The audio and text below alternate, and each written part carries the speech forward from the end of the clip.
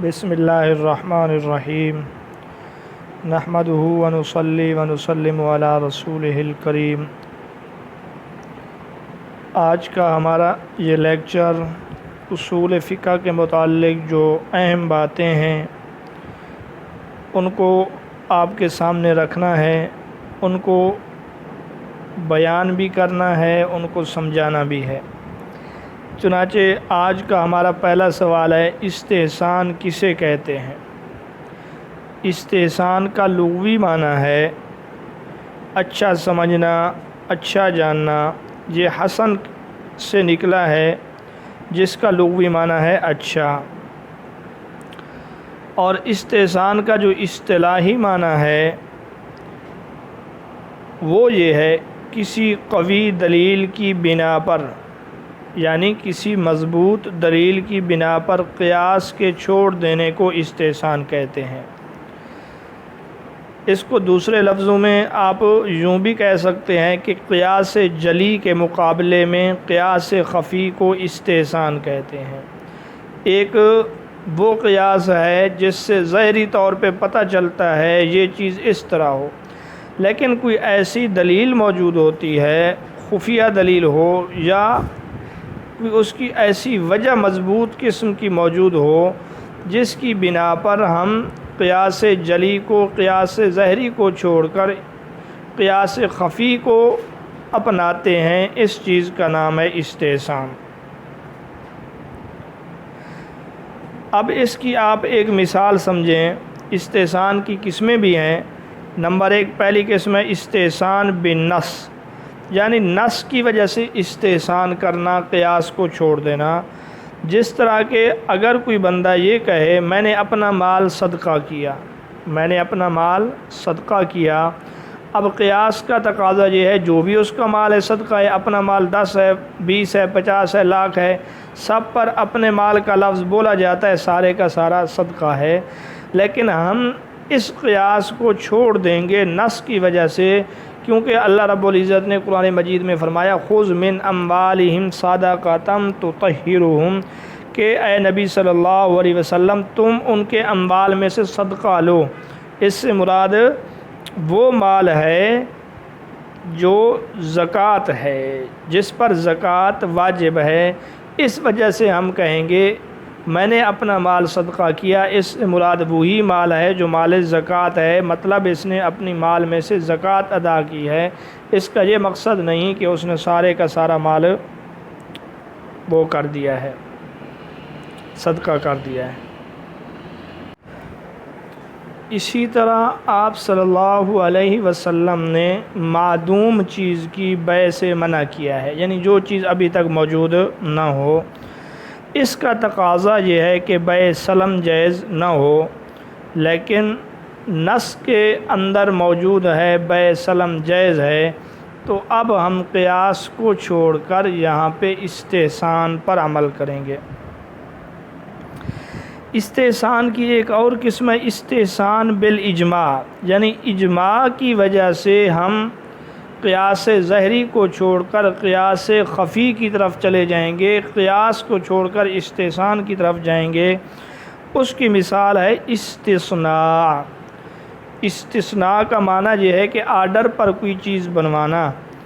اب یہاں کل عدم چیز والی بات ہے کہ کل عدم چیز ہے، معدوم ہے، قیاس کا تقاضا یہ ہے کہ یہ بیع جائز نہ ہو، لیکن امت کا اجماع ہے شروع سے لے کر آج دن تک کہ وہ آرڈر پر چیزیں بنواتے رہتے ہیں، پہلے آرڈر دیتے ہیں کہ میرے لیے یہ چیز تیار کریں۔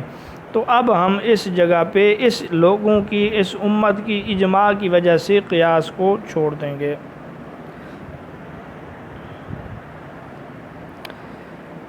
اسی طرح استحسان کی اور بھی قسمیں ہیں۔ استحسان بالعرف ہے، استحسان بالضرورت ہے، استحسان بالمصلحت ہے، استحسان بالقیاس الخفی ہے وغیرہ۔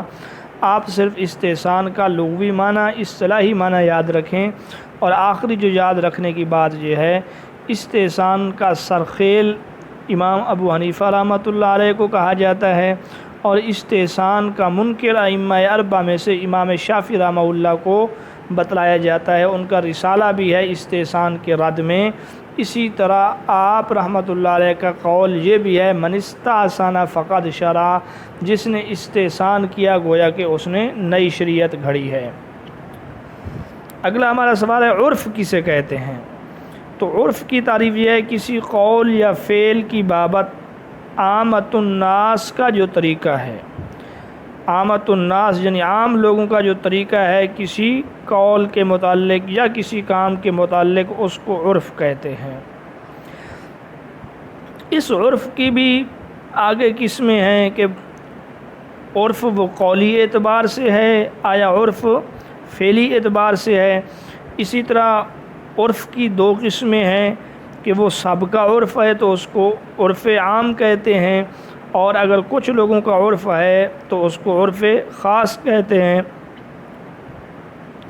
اسی طرح عرف کے معتبر ہونے یا نہ ہونے کے لحاظ سے عرف کی دو قسمیں ہیں، عرف صحیح اور عرف فاسد۔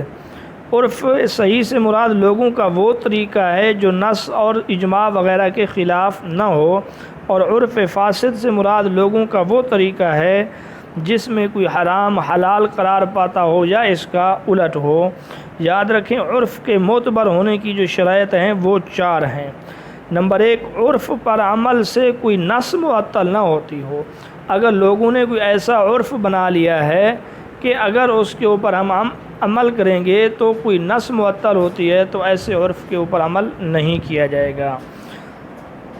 مثلا شراب نوشی کے اوپر لوگ اگر سب اتفاق کر لیں، عرف بنا لیں، یا خواتین کا بغیر محرم کے سفر شرعی کے لیے نکل جانا، اگرچہ لوگوں کا عرف بن جائے لیکن اس سے نص معطل ہوتی ہے، اس وجہ سے ہم اس عرف کو جائز نہیں کہہ سکتے۔ اسی طرح عرف جو ہے صراحت کے خلاف نہ ہو۔ جو عرف صراحت کے خلاف ہو تو وہاں پر بھی عرف جائز نہیں ہے۔ جیسے بعض اشیاء کی خریداری میں عرف یہ ہے کہ سامان کے پہنچانے میں، ایک جگہ سے دوسری جگہ منتقل کرنے میں جو اخراجات ہیں وہ بے اٹھاتا ہے۔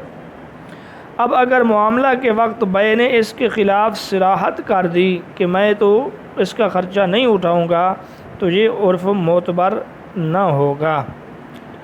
اور تیسری شرط یہ ہے کہ عرف معاملہ کے وقت رہا ہو، مثلا جو معاملہ کیا جا رہا ہے اس وقت وہ عرف موجود ہو۔ ایسا نہ ہو کہ وہ عرف موجود ہی نہ ہو، اگر معاملہ کے وقت وہ عرف موجود نہیں ہے تب بھی اس عرف پر عمل نہیں ہوگا۔ اسی طرح موجود بھی ہو اور جاری بھی ہو، آخری شرط یہ ہے اگر وہ عرف ختم ہو گیا ہو تب بھی اس عرف کے اوپر کوئی عمل نہیں کیا جائے گا۔ تو عرف معتبر اور صحیح ہونے کے لیے بھی 4 شرطیں ہیں۔ اگلا ہمارا سوال ہے استصحاب حال کسے کہتے ہیں؟ تو استصحاب حال کی جو تعریف ہے وہ یہ ہے تغیر کا کوئی سبب پیش نہ آنے کی وجہ سے سابقہ حکم کے برقرار رکھنے کو استصحاب حال کہتے ہیں۔ یعنی پہلے سے جو حکم موجود ہے ابھی تک اس حکم میں کوئی تبدیلی یا کوئی اس کے اسباب نہیں ہیں، تو اس صورت میں اسی سابقہ حکم کو باقی رکھا جائے جب تک کہ اس کے خلاف کوئی دلیل نہ ملے۔ اس چیز کو استصحاب حال کہا جاتا ہے، یعنی چیز کو اپنی اصلی حالت پر ٹھہرانا۔ اور استصحاب حال کو امام احمد بن حنبل رحمۃ اللہ علیہ اور اسی طرح اصحاب ظواہر اس کا بہت استعمال کرتے ہیں۔ اگلا ہمارا سوال ہے کتاب الصلاۃ کس فقہ کی کتاب ہے؟ تو یہ فقہ حنفی کی ایک کتاب ہے، کتاب الصلاۃ۔ اگلا سوال ہے کہ کس امام کے نزدیک بھاگا ہوا غلام کچا پھل خلا کا بدل بن سکتے ہیں؟ تو امام مالک رحمۃ اللہ علیہ کا مسلک یہ ہے، یہ صرف ایک مثال ہے ورنہ قاعدہ اور کلیہ یہ ہے کہ امام مالک رحمۃ اللہ علیہ فرماتے ہیں کہ ایسی چیز جو اس وقت موجود نہ ہو آپ اس کے اوپر بھی خلا کا بدل کر سکتے ہیں، کہ عورت یہ کہے کہ میرا جو وہ غلام بھاگ گیا، جو اونٹ بھاگ گیا، میں اس کے اوپر خلا کرتی ہوں، اگر خاوند قبول کر لے تو وہ کہتے ہیں کہ ٹھیک ہے۔ جبکہ احناف اور امام شافعی رحمۃ اللہ علیہ فرماتے ہیں خلا کا جو بدل ہے وہ معلوم ہو، وہ معلوم بھی ہو اور وہ معلوم ہونے کے ساتھ ساتھ موجود بھی ہو۔ اب بھاگا ہوا غلام، اسی طرح بھاگا ہوا اونٹ، یہ موجود نہیں ہے۔ اگلا سوال، استصحاب حال کو سب سے زیادہ بروئے کار لانے والے کون ہیں؟ تو اس کا درست جواب ہے ظاہریہ، اصحاب ظواہر، یہ استصحاب حال کو سب سے زیادہ بروئے کار لانے والے ہیں۔ اگلا سوال ہے، ایسے کلام کو کیا کہتے ہیں جس کا مطلب اور حکم اس طرح واضح ہو کہ اس میں کوئی دوسرا احتمال نہ ہو؟ تو یاد رکھیں ایسے کلام کو نص کہتے ہیں۔ نص بالکل واضح اور اس طرح اس کی وضاحت ہوتی ہے کہ اس میں کوئی اور احتمال نہیں ہوتا۔ قیاس کا سب سے کم استعمال کس فقہ میں کیا گیا ہے؟ تو وہ فقہ حنبلی ہے جس میں قیاس کا سب سے کم استعمال ہوا ہے۔ اگلا سوال ہے، فقہی اصطلاح میں حجر سے کیا مراد ہے؟ تو لغوی معنی اس کا پتھر ہے۔ فقہی اصطلاح میں مالی تصرف سے روک دینے کا نام حجر ہے، یعنی کسی کے اوپر پابندی لگا دینا، اپنے غلام کو مالی تصرفات سے روک دینا، فقہ کی اصطلاح میں اسے حجر کہا جاتا ہے۔ اگلا سوال ہے، الروض النفیر اور شرح مجموعہ الفقہ الاکبر کس مکتب کی کتابیں ہیں؟ تو یہ فرقہ زیدیہ، مکتبہ زیدیہ جو شیعہ مکتبہ فکر کی ایک جماعت ہے، یہ ان کی کتابیں ہیں۔ اگلا سوال ہے، وہ حق جسے شریعت کسی کے لیے متعین بذات چیز پر مقرر کرے کیا کہلاتی ہے؟ تو وہ حق عینی ہے، جو متعین بذات چیز پر شریعت مقرر کرے تو اس کو حق عینی کہیں گے۔